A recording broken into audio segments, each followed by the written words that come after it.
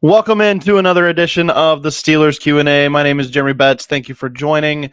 Anybody coming in live, we appreciate you hopping on and discussing the Pittsburgh Steelers. It has been a rough go of it for about a week now, and Steelers fans have a lot of questions. So hopefully we can answer some of those big, important, dominating questions that the Steelers fans might have. If you are, again, listening live, thank you for joining. If not, you can check this out wherever you get your podcasts. It should come out immediately after the live show is over on Saturday morning here this week. So check it out and get your fill of some Steelers content early in your weekend. This show, as always, is a part of the Steel Curtain Network, which is part of the Fans First Sports Network. You can check us out online at steelcurtainnetwork.com or fansfirstsports.com for online editorial content, as well as all of our podcasts, which can also be found anywhere you get your podcasts. Already got Jared Devil in. I'm sure more will be joining here shortly as well. If you have questions, go ahead and throw those in there. In the meantime, I'm going to try to tackle some of the biggest questions that I have written down here that we will talk about and try to get to the bottom of the Steelers struggles, maybe to the bottom of what is the leading cause behind the Steelers struggles, and even some actual play style and in-game things that are issues potentially for this team, or at least questions that we need to address here. So, number one, I wanted to talk about who's calling the shots. It's been a kind of a hot topic here, so I just wanted to get my thoughts on it real quick. And if you have thoughts on it in the comment section, go ahead and throw those in there as well. Who's calling the shots? Is this Mike Tomlin's team still, or is this Art Rooney II's decision making that we're seeing at play here? Is Mike Tomlin still a good coach, or is AR2 kind of scuttling the ship, if you will, from the outside with requesting that Matt Canada stay on with Kenny Pickett for another year to, I guess, keep whatever mojo, as is a fun word for Steelers fans right now, going from last year?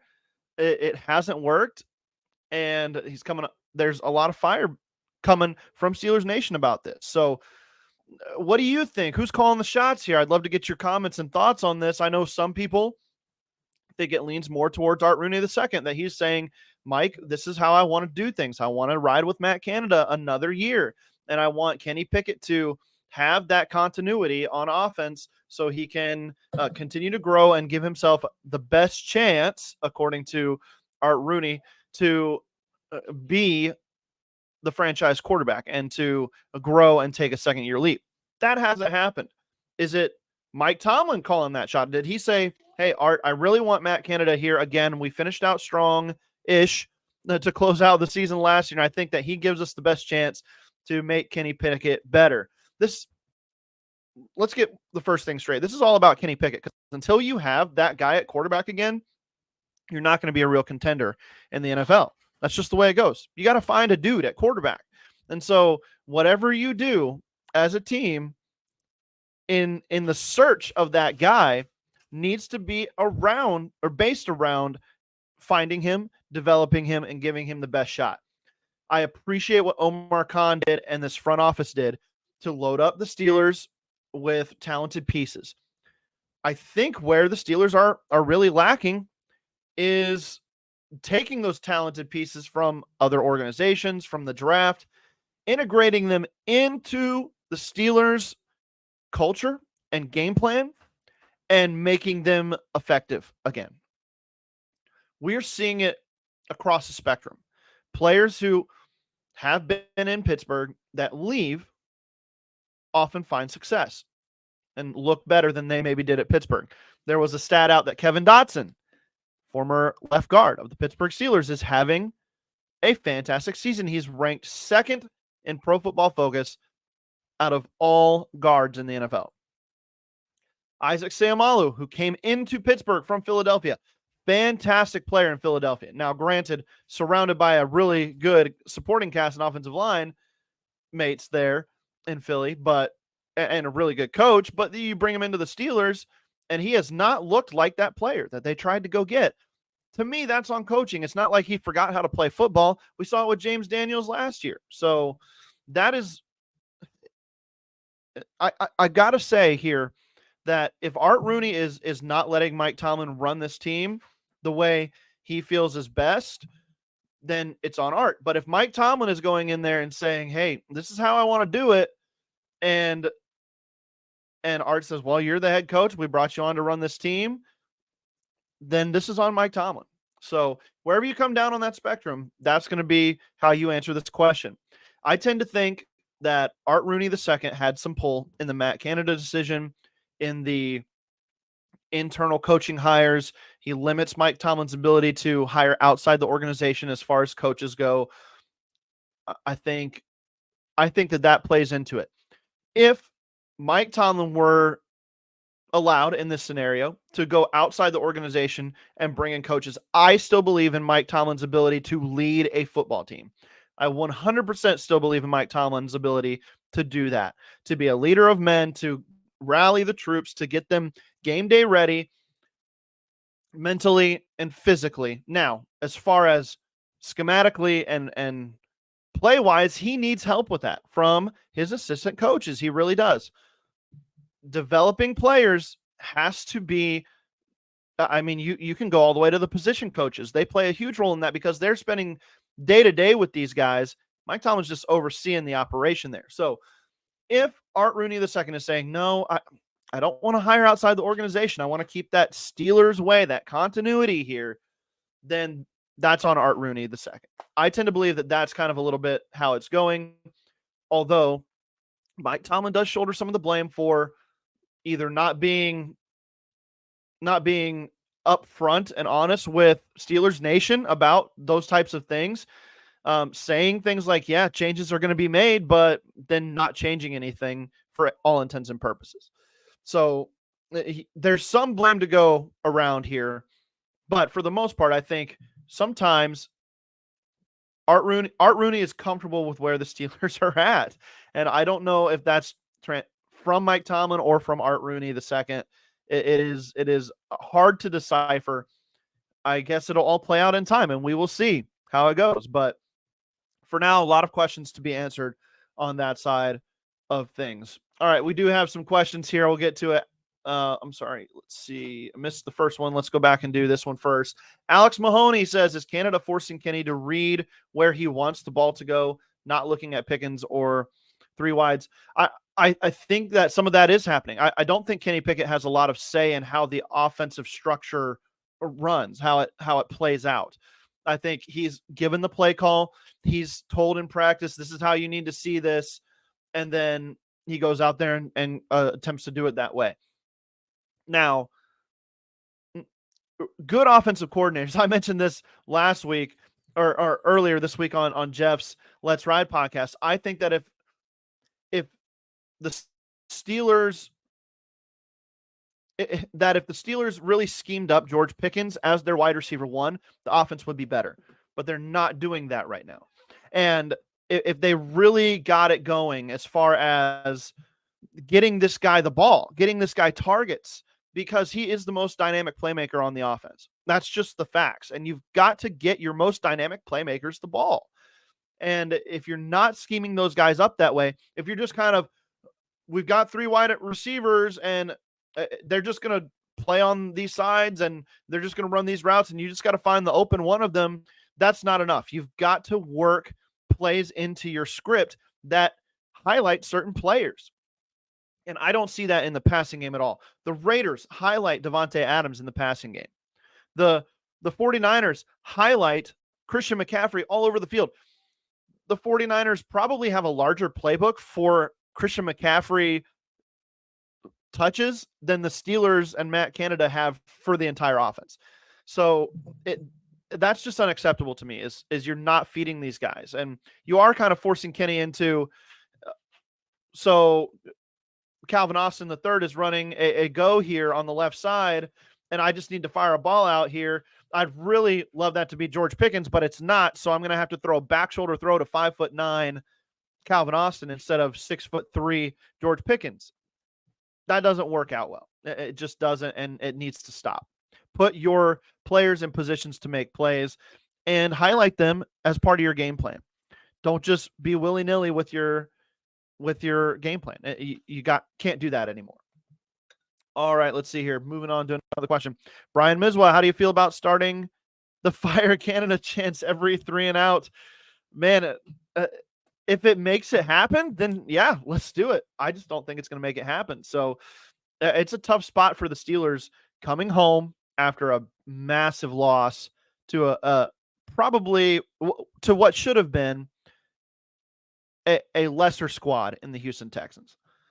And now you come home and your offense stinks. Kenny Pickett is hurt.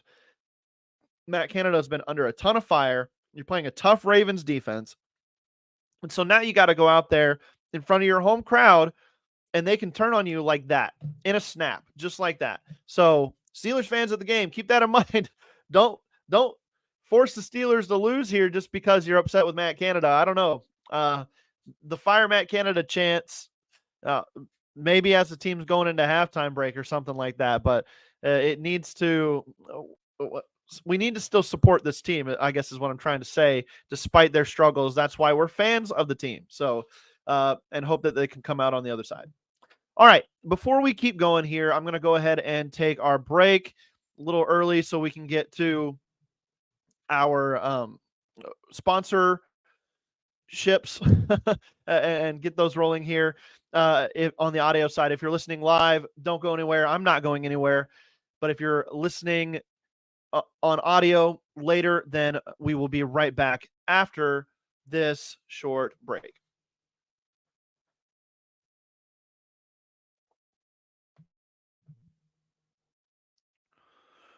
All righty, welcome back into the Steelers Q&A. Thank you for joining me on an early Saturday morning. I hope you all are doing well. I think that the ire of Steelers fans is kindled greatly this week, and we need to answer some of these questions, and there's a lot of them. So let's just jump right into a few more questions here. How about a comment here first? Reyes Roberts says Tomlin's team, his standard is mid. 8-8, 9-7, and then gets pummeled in the first round of the playoffs. Should have had at least 2 rings with Ben, A.B., and Bell. You should have. And there were extenuating circumstances there, injuries and such like. But those aren't excuses. You've got to be able to win ball games. We've seen the great teams overcome some of those things and win football games. So the record is kind of damning for Mike Tomlin as far as winning when you're up against the big, when the chips are down and you're up against the big teams. The Super Bowl run against the Super Bowl run in 2008 was no Tom Brady for the Patriots. They had a couple good games in the playoffs, obviously against good division opponents to get through. Super Bowl run in 2010, there were issues in the AFC where you didn't have to play some of the bigger teams that got knocked off by other squads, so got a little bit lucky there. And you got to win the games in the matchups you're that are put in front of you. So obviously, not dogging him too much for that, but it's been few and far between when the Steelers ride in as equals to somebody in a playoff scenario and they come out on top just because they were better, not because there was something extenuating that hurt the other team's chances. So it is tough to see some of those records. And obviously you appreciate what Mike Tomlin did, especially in the early portion of his career, but things are getting stale and it might be time to get moving on to something else. But another comment here I'd like to bring up, Jack Myhoff. This seems like a situation where whoever hired Canada was so high on him that they are now unwilling to admit that they were wrong about Canada. I mean, it could be that. The NFL is a performance-based institution, so I don't know. I really think it was – I think Matt Canada is going to provide Kenny Pickett the best chance to improve because of that continuity. And they talked themselves out of making a necessary change, ripping the Band-Aid off. Maybe it was pride's sake, like this comment would indicate, but I don't know. It's hard to see that being too much of how teams govern themselves. Um, Hard to tell. It really is hard to tell. All right. Ryan Brown's got a good question. What are the chances the Ravens are the team that should be worried about getting whipped? Shouldn't they be fired up and ready to go? The Steelers, I mean, yeah, they should be fired up and ready to go. I just don't think they have the horses to whip the Ravens. I think the Ravens are the better team. So if you win this game, it's because you're at home. It's because it's AFC North ball, and these teams know each other. And TJ Watt and Mike Tomlin, they've got a beat on this Lamar Jackson offense. And even though it's changed a little bit, if you can stop the run, I think you have a good chance. And that's not because the Steelers are going to put up 30 points and force the Ravens to compete in a shootout. If that happens, I will be floored, knock me out of my chair type stuff, because that's just not how the Steelers play football right now. So, or ever in the last 3 to 5 years, you win 20 to 17. You win 26 to 23. I mean, if you're lucky, you have a touchdown lead going into the fourth quarter with the Steelers team, or sometimes you're coming back from touchdown down, and you have to rely on heroics like we had to at the end of last year against middling competition at best. So I don't know. I don't think either team should go into this matchup thinking that they have a chance of getting whipped. The Ravens are facing a mad Steelers team, like you mentioned here, Brian, but I just don't think the Steelers have the game planning ability to jump out on anybody. So we'll see how it plays out. I would love it if it happens, but I just don't think it happens here. All right, Claude Bishop, when do you plan to start JPJ and King? I think Desmond King is going to get some starts this week, or maybe a start this week, play some more snaps. Chandon Sullivan working his way into the defense, as Mike Tomlin likes to say, hopping on a moving train there. The train's been moving with him on it now for a couple weeks, so I think he'll get more play time on defense. JPJ, I think this is Terrell Austin's call. And Mike Tomlin's trusting him as the secondary, as the guy with knowledge of the secondary in and out, and the defensive coordinator to say, is he ready or not? And we look at the product on the field and we say he's ready. Limited snaps, not a lot of whole game situation. So maybe I'm just naive. I don't know. You can tell me. I don't care. Throw the criticism my way. I don't care. I'd like to hear it. Maybe I'm just naive, but I tend to trust coaches in their evaluation of players. They see them far more than we do. So maybe he's not ready. But I will say this. The product you're seeing from Levi Wallace on the field, Joey Porter Jr. cannot be worse. He absolutely cannot be worse. So why not? Why not throw him out there? Patrick Peterson is an old cornerback. He's instinctual. You've seen that a couple times. But when it comes to just playing one-on-one, mano-a-mano with a wide receiver who's more physically gifted at this point, a la Nico Collins last week, he's probably going to lose some of those matchups.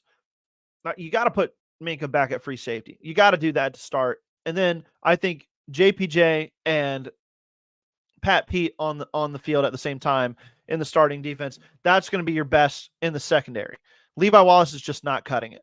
And it's more about Wallace than JPJ to me in this case, because like I said, JPJ cannot be worse. Joey Porter Jr., for any faults that he might have, anything that he's not ready yet, quote unquote, it can't be worse than what we've seen from Levi Wallace. All righty, let's see. Here's another question. A good question from Jack Myhoff. The Steelers have allowed a big receiving game to one receiver each week. Do you see Mark Andrews or Zay Flowers having that big game this week? It's Mark Andrews for me. I know the Steelers have been tough on tight ends as in fantasy purposes. I think they're giving up the sixth fewest points to tight ends so far. That's just because they're getting gashed by receivers.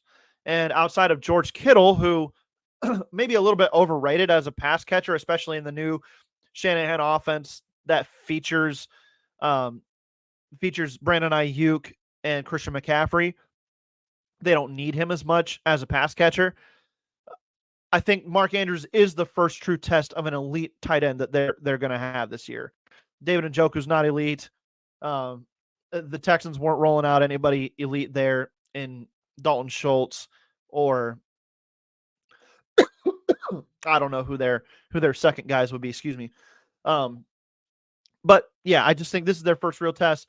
Zay Flowers, if all three receivers are out there for the Ravens, I just don't see any one of them getting targeted to the extent that these other guys are getting targeted. That guy's going to be Mark Andrews, and I think he can feast on these linebackers in the middle of the field. I will say this, though. If Mark Andrews goes for 150 yards receiving and Gus Edwards and Lamar Jackson go for under 100 yards rushing, I think the Steelers have a chance to win this game, because just game script would determine that Mark Andrews needs to catch a lot of passes from Lamar Jackson. Maybe that leads to sacks and takeaways from a fumble prone Lamar Jackson and a couple of strip sack specialists in TJ Watt, Alex Highsmith. I would much rather see Mark Andrews go off in this game than to see a Gus Edwards stat line of 15 carries for 110 yards and 2 touchdowns. That spells disaster for the Steelers if that is how it plays out. All righty, let's see. I'm scrolling through just to see if there's any more specific questions. This is a question from Alex Mahoney. I saw Canada called the same exact run play called 10 times in 2 straight games. Is this correct? I haven't been the tape dog that I need to be, I guess, for this. I don't know the answer to that. I'm sure whoever is putting that out there probably put more time and effort into watching the actual film, the all 22 and everything. Schematically, I would believe it, because I think that Matt Canada's very basic in his designs.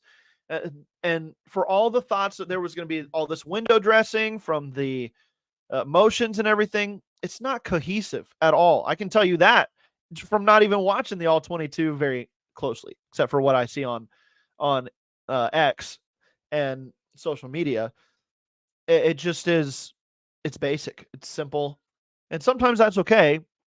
But when you, in an NFL where you need every advantage possible, teams and defenses can just sit back there and know what you're going to do. It's not cutting it. So this week, if it's working, I guess you do it, but it hasn't been working. So that doesn't make sense. If it's not working, why would you call it that way? The same play, go on to something different, try something else. You can't, it can't hurt. It's definitely hurting you to run the same play over and over. So that's how I would address that. All right.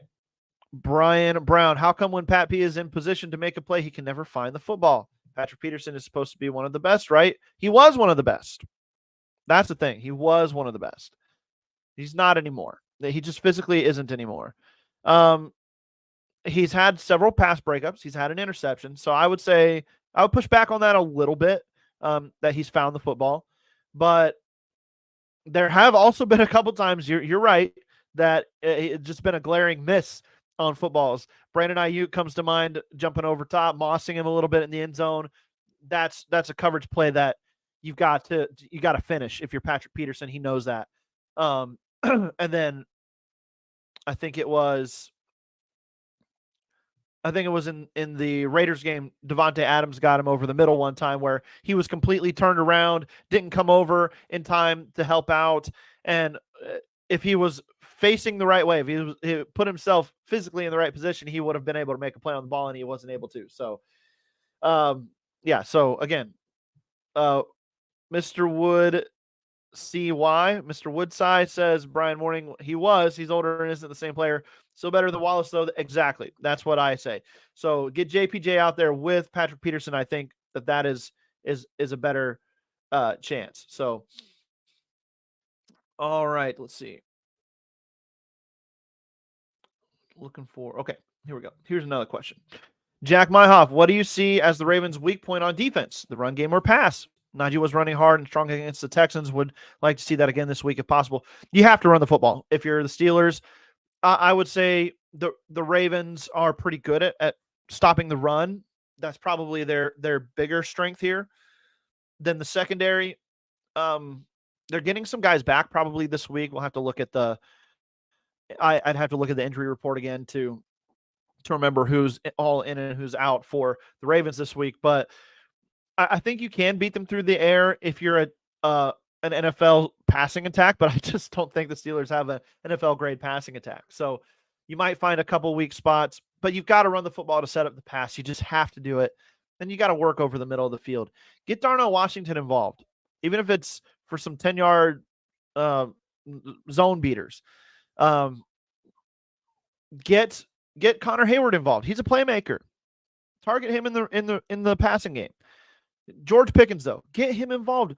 The thing about open or not open receivers, George Pickens is the one that can make plays on the ball. So if all your receivers are covered, don't go throwing it to Calvin Austin expecting him to make a play. Nothing against Calvin Austin, but he's not that type of player. He's an in space, get open, and work after the catch type of player. That's him. Work the deep down the field, get open. He's not open. You don't need to be forcing balls to him. Force the balls to George Pickens. He's the one who makes his hay that way. So it just boggles my mind why it seems like 4 or 5 times a game, Kenny Pickett is targeting a completely covered Calvin Austin on a back shoulder throw or a slant route instead of going the other way to George Pickens. And to me, that's also on coaching, that you're putting Calvin Austin in that position and instead of George Pickens. So it's tough. You got to get your playmakers involved here. Kenny Pickett, for his good traits, is not a playmaker for this team yet. He's just not. So get the ball into the hands of your playmakers. That starts with Najee Harris and Jaylen Warren on the ground. I thought Najee ran with conviction last week. I think he'll do so again. Takes him a little bit to get going. Took him a long time last year, maybe a little bit less time this year. Ride him. Let him be your dude. I think he had over 100 yards rushing against the Ravens in the final game last year. I may be wrong about that. It could have been against the Browns the week earlier. But he had a couple good games to finish out the year, and he needs to be good against this Ravens team. All right. Alex Mahoney, are the receivers not creating space because of scheme or receiver speed and route running? The Steelers have 2 extremely fast receivers in George Pickens and Calvin Austin, so I don't think it's that. I think it's mostly scheme, but it's because the defense can easily read what's coming. So that it's not necessarily different routes than the rest of the NFL is running, but it's just that there's no disguising it. And some of that's on the players, not making it hard to defend themselves and being multiple in how they show their route combinations, but also when you can just sit back there and go, oh, this is a slant, I'm just going with the slant, or oh, this is a fly ball, or oh, this is a comeback for the 50th time this game, then it's easy to just sit down on those and make for tough throwing lanes and tough balls for Kenny Pickett to put on a rope and get in between defenders. So you'd like to see Kenny Pickett make more of those throws, and there are open receivers in this game if you're making the right reads. So obviously some of it's on Pickett, but I think if you look at the all 22, there's probably more wide open, or probably more open receivers than you would think just watching the game film. For those who watch Thursday Night Football religiously and haven't tried the Prime View yet, where it shows it further back and highlights players and stats and everything like that. I love that camera angle because you can see the whole field. You can see the wide receiver routes. You can see their combinations, how they're getting open or not. You can see missed reads more clearly and not just rely on replay and then the all 22 coming back later. So if you haven't checked out Prime Vision on Thursday Night Football, I would recommend that 100% to check that out and see how that goes for you there. So, all right, here's another question. If it comes to us moving on from Kenny, should we get a free agent quarterback or draft pick? Gavin Anthony with that question. Thank you for the question here. This is very telling about some potentially Steelers fans' thought process here is that maybe the season is over. Maybe Kenny Pickett is not the guy, and you can't help but not have those, or but have those thoughts after what we've seen. So, yeah, I mean, I don't fault you here, Gavin, for asking this question. This is a good question. I think if you end up with a top 5 pick this year, somehow, some way, ultra massive tragedy for the Steelers, then you draft one of these quarterbacks. You try to get up to 1 or 2 and draft a quarterback here. Just because you've got to throw darts. You just got to throw darts and see if something sticks. And it's a professional business. Kenny Pickett's got to know that. I'm all for loyalty and everything, but do you go for Kirk Cousins and pay him $40 million to come to Pittsburgh if Kenny Pickett's not the guy at free agency cycle this year? No. Go draft somebody. Go try it that way. Put Kenny Pickett with a new offensive coordinator and try that once. See if it works. If it doesn't, then you know. The problem with going all in on a young quarterback, and the Steelers haven't had to deal with this for a long time, so maybe we're not familiar with it. Problem with going in on a young quarterback like this, like the Steelers have with Kenny Pickett, you're committed. You're committed to that relationship for the first 3 to 4 years. You just are. This is only year 2 for Kenny Pickett. Some quarterbacks take 3 or 4 years to develop. Heck, Geno Smith is a top 10 quarterback in the NFL, and it took him like 8 years to develop. So you got to be patient to a point here. Kenny Pickett needs a 3rd year in this offense. I'm not jumping ship yet. Even if he sucks all year long, I'm not jumping ship yet, because there are too many extenuating circumstances. Too many. Bad offensive coordinator. And I think it stems basically down to that. The offense is not coordinated well, from the offensive line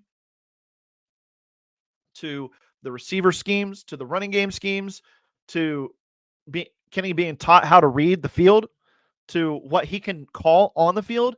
None of that is good enough. And you can't properly evaluate a quarterback until that is done. So you got to give Kenny Pickett a 3rd year under a new offensive coordinator.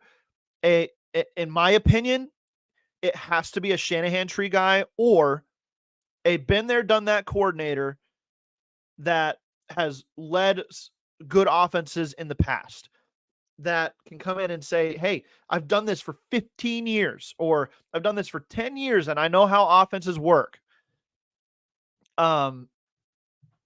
That's the kind of guy they need to get if they're not going to get a Shanahan tree guy. So that's just the way the NFL works these days. And if you get one of those guys that can make things easier for your quarterback, I believe Kenny Pickett would be night and day different. I really do. I believe in the kid still. I do. So we'll see. I may be totally wrong. I may be. But give it time, Steelers fans. This may be a tough season. It may be bad. But the silver lining is there's always next year. And you've got good players on your team. Can we maximize those guys? So we'll see. We'll see how it goes. But don't jump ship on Kenny Pickett yet, guys. Jack Meinhof again. Wait, how do you get that Prime Vision option? Prime, but didn't know that was an option. Yeah. So I think when you're watching Prime, or if you're watching the main broadcast, then you can like click down or something like that on your remote, and it'll pop up the different other options. They're going to have like a LeBron James option this week, I believe. And then they're going to have the Prime Vision and the main broadcast. You just click down on that Prime Vision one, and it shows like your stats and the wide camera angle for the whole game. It actually will highlight players that are lined up in favorable matchups too, as well, on the offense, or players that are in position to make big plays. So it gives you like real-time stats, like how fast they're running and things like that. It's really cool. For football enthusiasts who like to go behind the scenes of the game a little bit, you still get the broadcast, as far as the broadcasters giving you, I can't think of their names, Kirk Herbstreit and whatever his name is. I'm blanking on it right now. You still get their commentary on it, but you get it from that pulled back viewpoint, and it's really cool. So I would definitely recommend that as an option. So, all right, here, let's see. Alex Mahoney, can Canada's offense be successful? What could it possibly average? I mean, I think we're seeing it. I don't think it can be successful. Maybe his basic ideology more um, thoroughly developed could be. I don't know. He's the only guy running this type of stuff, and it's not good. I mean, it it probably works really well for a Division II college. I saw that in the comments earlier. Whoever put that in there, good stuff, I think. Um, but for the NFL, it just doesn't work. These guys are too fast, too strong, too good. Um, yeah, don't. I just don't think I think we've seen the ceiling, and I think it's last year, 30 points in a loss to the Bengals when you had to chuck the rock all the way around the yard, and you needed a good game. You had Deontay Johnson in that game. Maybe I was wrong. Maybe Deontay Johnson is very crucial to this offense, and we'll see after the bye if he can go and he's going to be what unlocks it. I don't think so. We've seen it with him in it, and I don't think that will change much. But in any case, it is telling to me that we haven't seen a 400-yard game out of this offense under Matt Canada. The patience with that offensive system, as I was saying, be patient with Kenny Pickett. The patience with Canada's system, it's over. It's all done. So, alrighty, let's see. Trying to find some more questions. Not getting more questions. So let me wrap it up with this here. Thank you guys all for tuning in. I appreciate you joining me this week. I was supposed to have Andrew Wilbar on, but he was having technical difficulties, couldn't get on today. So we'll try to get a guest next week. I apologize for that. But I wanted to pose this. Should Kenny play this week? I'm of the opinion that he shouldn't.